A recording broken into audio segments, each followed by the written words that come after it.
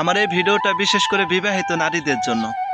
বোন, ছোট মানুষ হিসেবে তারপরেও কিছু বড় বড় কথা বলি, বাস্তব মিলাই একদিন দেখে নিও সত্য বলেছিলাম না মিথ্যা বলেছিলাম।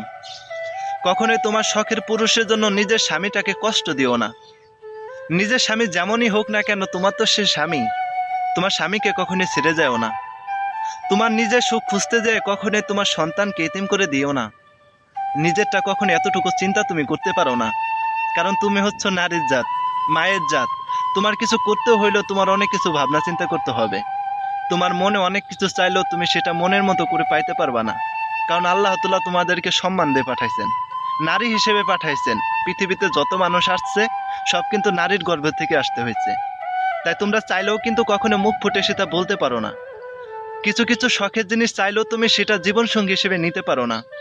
তাই তোমার শখের পুরুষের জন্য কখনোই তোমার স্বামীকে কষ্ট দিও না। আল্লাহ তাআলা বেরাজি